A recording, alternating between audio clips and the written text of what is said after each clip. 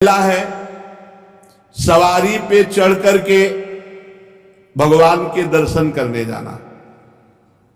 अगर आप जा भी रहे हैं तो कम से कम 100 कदम पैदल चलें, इतनी दूर वाहन खड़ा कर दो और नंगे पैर वहां से जा। खड़ाऊं या पादुका पहनकर भगवान के मंदिर में दर्शन के लिए जाना यह अपराध है। हमें तो यही प्रार्थना करनी है कि सीढ़ियों के नीचे तो उतार दो जूता चप्पल। कुछ लोग तो ऐसे हैं कि टोके ना तो जूता चप्पल पहन के ही दर्शन कर ले, इतने सुकुमार तत्व हैं। कई ऐसे भगवान के मंदिर में सवारी में चढ़ करके जाना या खड़ाऊं पादुका पहन करके जाना, ये निषेध है, ये अपराध है। दूसरा, रथ यात्रा, जन्माष्टमी, राधाष्टमी, रामनवमी अगर आप नहीं कर सकते, आप में सामर्थ्य नहीं, तो जहां उत्सव हो रहा हो वहां सम्मिलित हो जाना चाहिए। ये भागवतिक महान उत्सव है भगवान के प्रादुर्भाव के, उनमें सम्मिलित हो जाना चाहिए। अगर ऐसा नहीं तो ये भी अपराध के अंतर्गत आता है। तीसरा, भगवान के श्री विग्रह के दर्शन हुए पर आपने प्रणाम नहीं किया।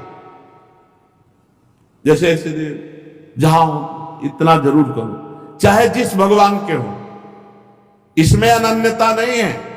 जैसे परिक्रमा लगाते थे, हनुमान जी की आरती हो रही, जय राधा वल्लभ लाल, एक मिनट रुके, उनकी आरती हो रही, महाभागवत है, सब संतों को प्रणाम करते हो, हनुमान जी को प्रणाम नहीं करोगे? हनुमान जी महाभागवत, उनको प्रणाम करने में तुम्हारी निष्ठा बदल जाएगी क्या? जय राधा वल्लभ लाल की आरती हो रही, उसी में दर्शन मेरे प्रभु इस रूप में विराजमान। कि जो भी देवालय, जो भी मंदिर अगर हमारी दृष्टि में गए तो ऐसे प्रणाम, उनसे बढ़कर थोड़ी हो। सब में हमारे सर्वान वस्तुतया निरीक्ष परम स्वाराध्य बुद्धिर्मम।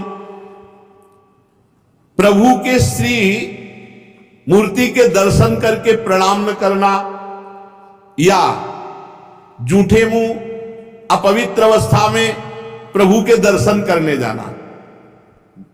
पवित्रता अगर नहीं रहेगी ना तो बुद्धि भ्रष्ट होती रहेगी, पक्का समझ लो।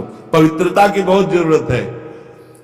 आजकल प्राय पवित्रता का ज्ञान नहीं रखते हैं। अशुचि अवस्था में दर्शन करना। अगला, एक हाथ से प्रणाम करना भगवान को। जैसे श्री विग्रह भगवान का है तो एक हाथ से ऐसे नहीं प्रणाम किया जाता। संत को, गुरुदेव को, भगवान को ऐसे। एक आए थे एकांतिक में, तो हमका भैया इसका मतलब क्या है? तो हमका ये तो नेता मित्र दोस्त ऐसी जगह होता है, कहा भगवान और संतों गुरुजनों के सामने तो ऐसे, हमको तो ऐसे ऐसे ठीक है। ये राजकीय विभाग में चलता है, भगवत विभाग में ऐसे चलता है। कर जोड़ करके भगवान को, गुरुदेव को, संतों को ऐसे हाथ जोड़कर, एक हाथ से भगवान को ऐसे नहीं किया, प्रभु को ऐसे नहीं किया जाता। प्रभु के श्री विग्रह के सामने एक हाथ से प्रणाम करना या गुरु जी को, इतने सत्संग नहीं ना, तो प्राय आजकल के बच्चे प्रियता में दाहिने हाथ में मोबाइल होता है और बाएं हाथ से ऐसे करते हैं। रोज हमें होता है, हमें रोज होता है। और बाएं हाथ से जानते हो किसको किया जाता है? शत्रु को। जब किसी राजा के यहाँ संधि कराने या गुप्तचर या दूत ऐसे, तो अब उस राजा को तो करना ही पड़ेगा, तो बाएं हाथ से करता था। तो वो समझ जाते थे शत्रु पक्ष का है, और वो वीर इतना कि गर्दन उतरा सकता है लेकिन दाहिने हाथ से सलूट नहीं कर सकता, क्योंकि शत्रु पक्ष का है तो बाएं हाथ से ही करेगा।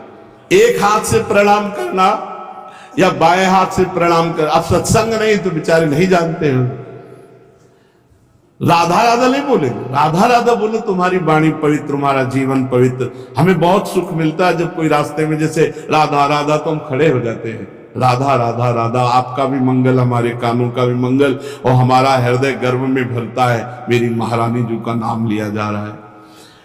परिक्रमा करते समय प्रभु के श्री विग्रह के सामने आकर के ना रुक करके प्रणाम करना और ऐसे घूमते रहना, यह भी अपराध है।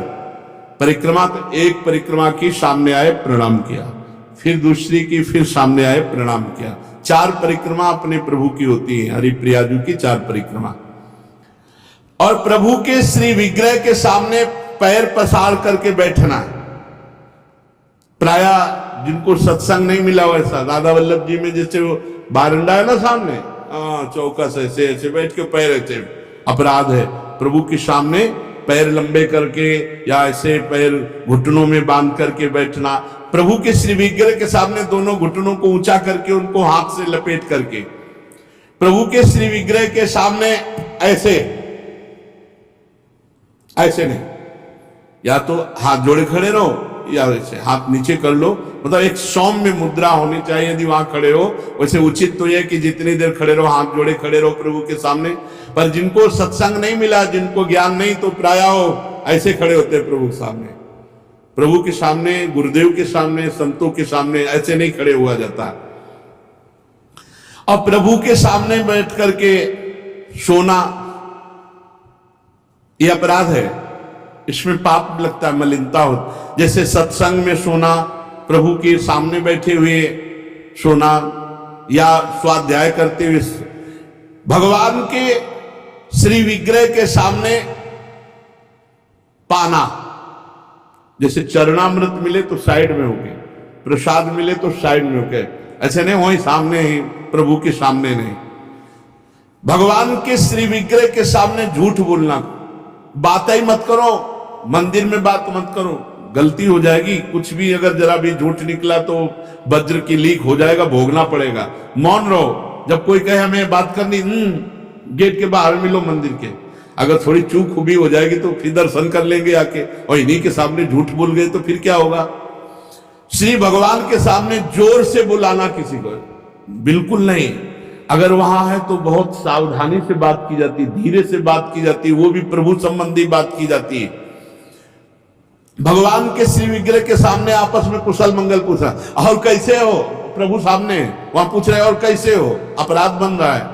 उनसे पूछो कैसे हो, उनसे बात करो, प्रभु से, प्रभु के पास आए, सही पूछो। बिल्कुल नहीं, सीधे गए, बस आंख में आंख मिलाई, जितनी देर टिके बस आंख बंद की, फिर आंख में आंख मिलाई, नख सिख लो अंग माधुरी, उसका पान करो, चुपचाप बाहर निकल जाओ। दर्शन की एक पद्धति है, एक टाक एकदम देख रहे हैं, लेकिन देखना बाहरी लोग दर्शन नहीं करते, नहीं इधर उधर, वहां प्रभु में नहीं टिकेंगे, नेत्र प्रभु में नहीं टिकेंगे, वो इधर उधर दौड़ भाग करके निकल जाएंगे। आपस में कुशल मंगल बातचीत ये सब नहीं। और प्रभु के श्री विग्रह के सामने किसी को उपदेश करना, किसी को डांटना, किसी को दंड देना, ये सब अपराध के अंतर्गत आता है। प्रभु के श्री विग्रह के सामने किसी को पीड़ा देना, मारपीट करना, कदापि नहीं, बहुत बड़े बड़े अपराधों में। और प्रभु के श्री विग्रह के सामने किसी को आशीर्वाद देना, नहीं, ये भी नहीं। सामने विराजमान है, उन्हीं के आशीर्वाद से सबका आशीर्वाद है। ऐसा नहीं कोई प्रणाम कर रहा माथे पे हाथ धर, ये सब व्यवहार नहीं। वहां प्रणाम कर, जो प्रणाम करे तुरंत पीठ कर लेनी चाहिए उसकी तरफ, वो प्रणाम उन्हीं को जाए। तो कभी ऐसा प्रणाम न, एकमात्र गुरुदेव